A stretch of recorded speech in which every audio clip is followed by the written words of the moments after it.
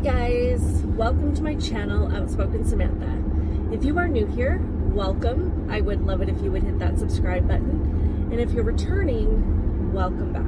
I truly appreciate your continued support on my channel, and I hope that you are subscribed as well. And I do want to remind you to at least get to know Rumble a little bit. We do need to support platforms that support free speech, and YouTube does struggle to do that sometimes.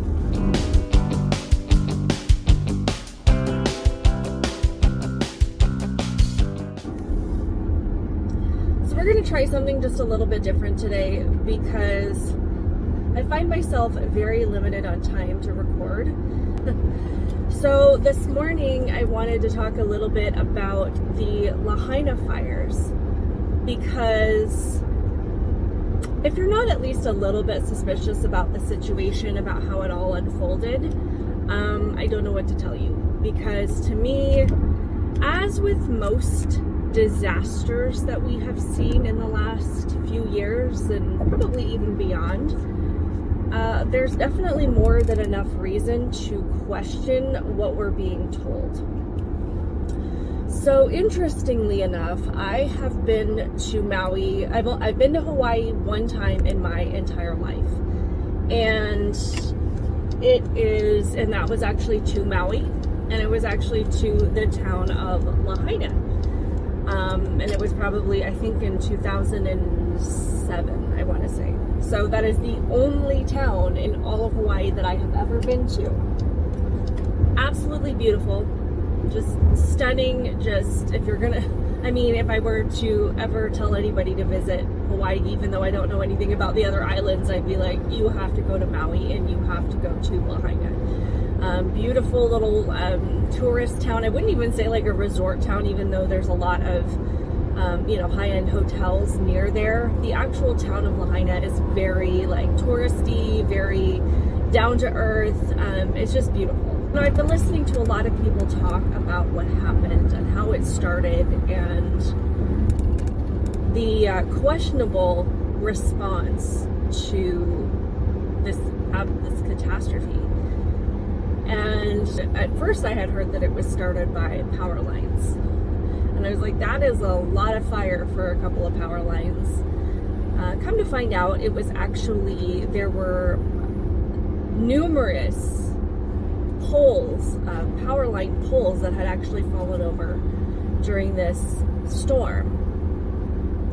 And initially there was police and firefighters that had put out the first fire that started, but the winds and whatnot in the storm had reignited this fire, and it just spread out of control really, really quickly. So there's question about whether or not the original fire was actually contained. And then there's the question of the emergency response system, which a lot of people were saying the sirens didn't go off.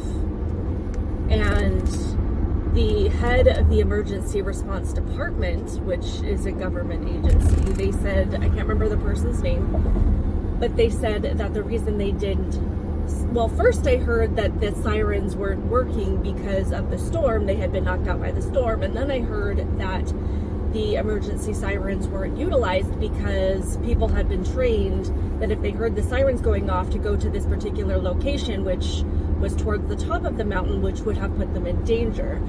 And I was listening to Tulsi Gabbard talk about this, and we know that Tulsi Gabbard, this is her home state, and she has held several political positions there.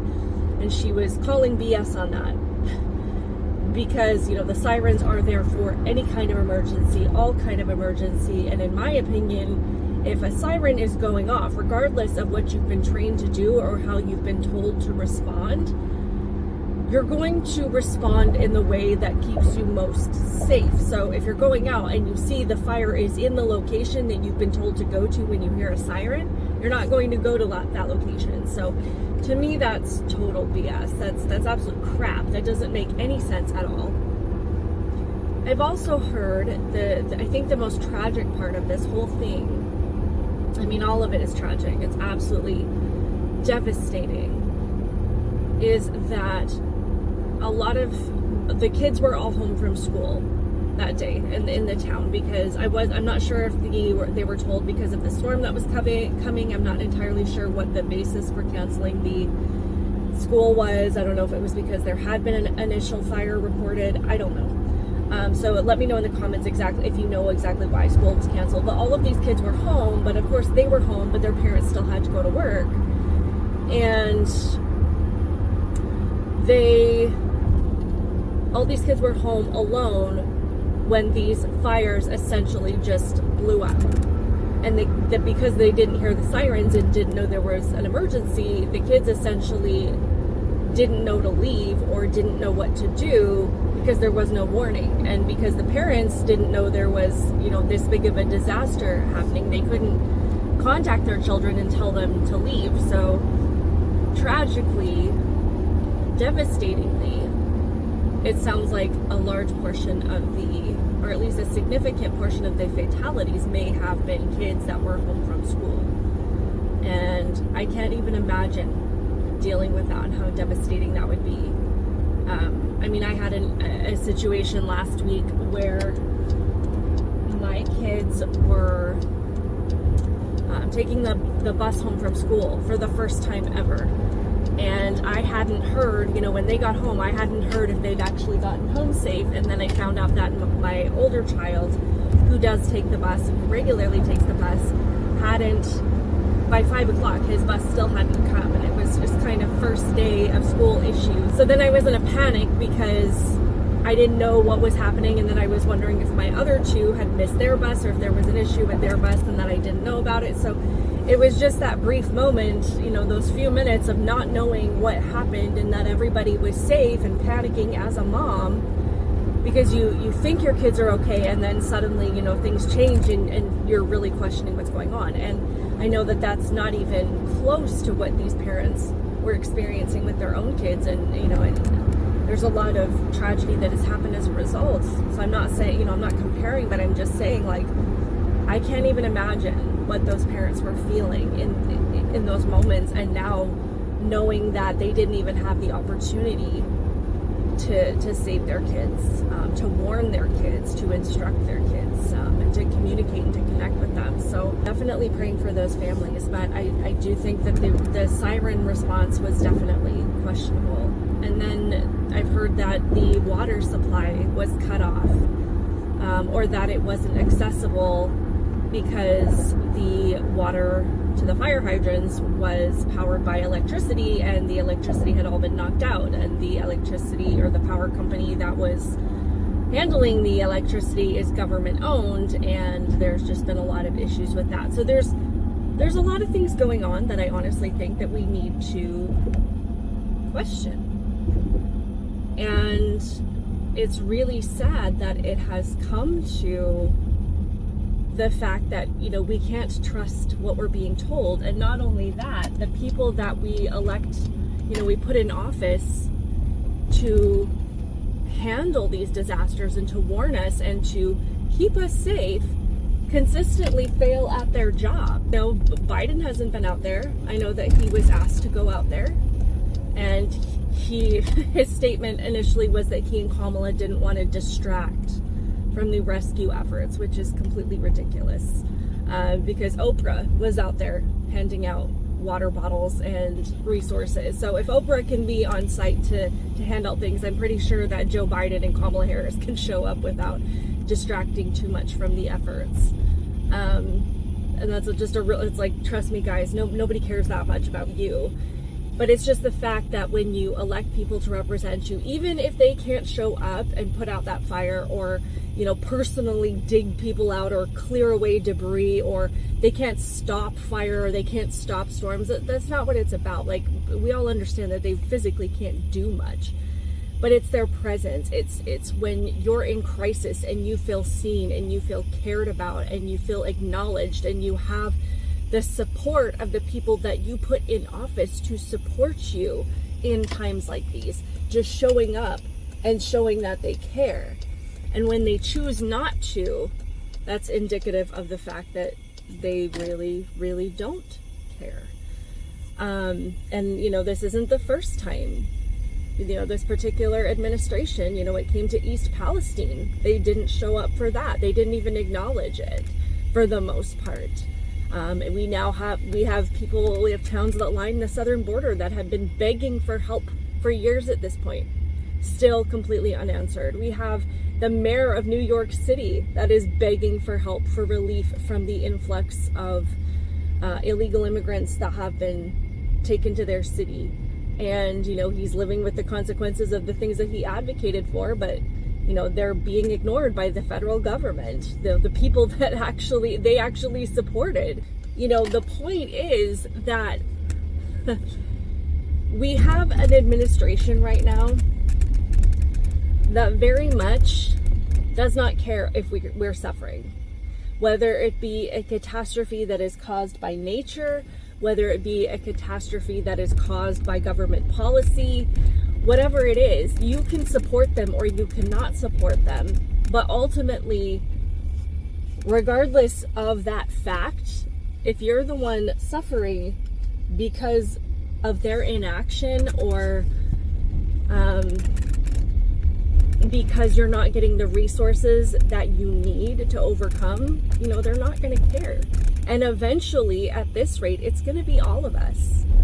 All of us are going to be, this hyper spending, this inflation, with this influx of crime, this surge in mass illegal immigration, whatever it may be. At some point, it's going to reach everybody, where, the people that said that they cared about, humanity and they cared about the most vulnerable are going to turn their backs on us.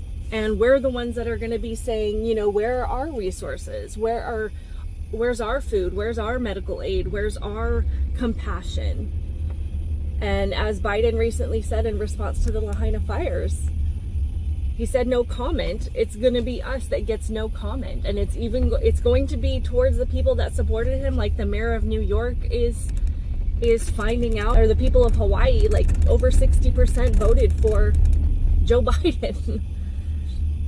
And they were sold this idea that he is this president of humanity and human rights and caring and compassion, and they're finding out how much of a talking point that was, that it was just to sell them on something. Now, mind you, that's not going to change who they support. They're still going to keep supporting Democrats, and that's fine. But I'm just saying, you've got to live with what you vote for. And, as we see with people living in places like San Francisco and Portland, and, we've got people that are literally laying on the streets, and the drug crisis is out of control, and people having to move their businesses and, not being supported. There's no shortage of people that need help, and no shortage of people that are dealing with the policies that they voted for that are being abandoned by the people that they voted for to implement these policies, if that makes sense. This is what they supported this party, and now they're, in crisis and being abandoned by them. And I'm not saying the Republican Party is perfect. I'm not saying conservatives are perfect. I'm just saying that actions speak louder than words. And I see a lot more actual compassion and humanity by certain people than from others. So I do think there's a lot of reason to question what's going on in Maui and Hawaii. And I think that, and I know that when it's your turn, when it's our turn for disaster, we're going to get the same response from this administration. They're going to keep telling you how much they care and how much they, fight for the little guy. But when it comes to actually having to deal with the fallout of these policies, we're all going to be left hanging, and we're all going to be left ignored, and we're going to get that same no comment. So that's my thoughts on that. Sorry this is in my car. I would love it if you would subscribe to my channel. I'll be posting some other things later this week, just different topics that I like to talk about. But I hope that you have a wonderful Monday, and I will talk to you later. Bye.